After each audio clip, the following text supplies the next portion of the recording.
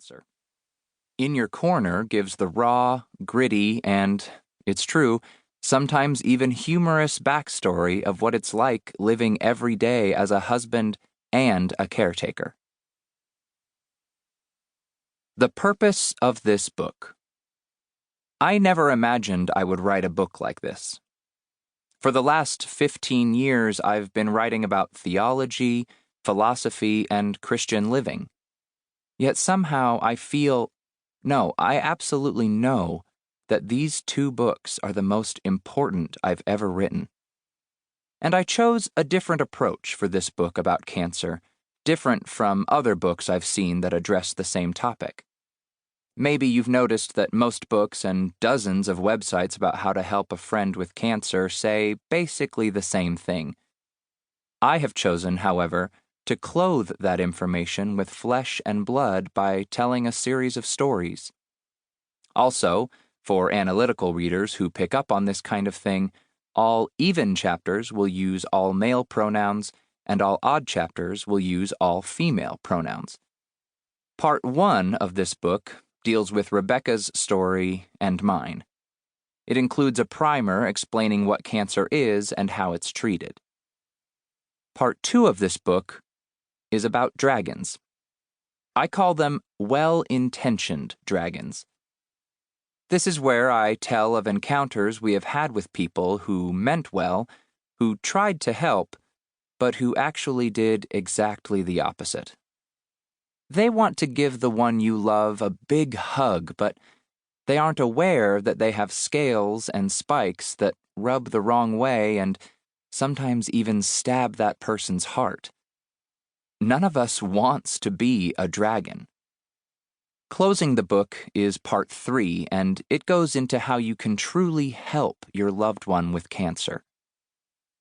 Those pages will help you know what to do and what to say. It will help you learn to be a cancer angel. The final chapter is chock full of practical ideas that you and I can do to support and help the one we love. If you're reading this book, then you're probably already a cancer angel, or at least well on your way to being one. You are a good friend. You are a valuable friend. You are a much-needed friend. And your loved one who has cancer is blessed to have you in his or her life. So, let's get moving so that we can officially get you those wings. You can do this. Chapter 1.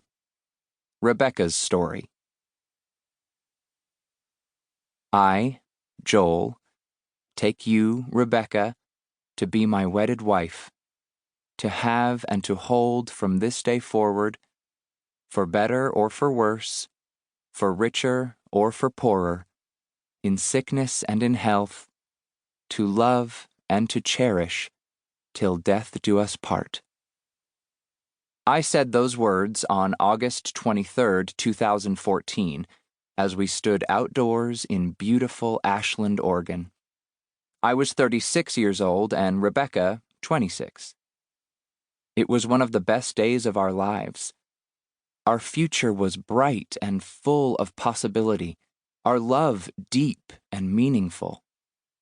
3 years earlier, both of us had been through a heart-wrenching trial, she in Ashland and me in Orange County, California. That all lay behind us now. Rebekah's story. Rebekah grew up in both Oregon and the San Francisco Bay Area. During her freshman year of high school, she moved with her family back to Ashland. Her dad passed away when she was 12 years old. She is the 4th of 5 siblings, and she is quiet, shy, and intelligent. Because of the large age gap between Rebekah and her 2 older siblings, she has nieces and nephews who are close to her age. Rebekah's parents had a son and a daughter early in their marriage. Her dad struggled with mental illness and substance abuse issues, which led to them separating. Years later, they got back together and had 3 more kids, another son, and 2 more girls. Rebekah was the 4th. Rebekah grew up surrounded by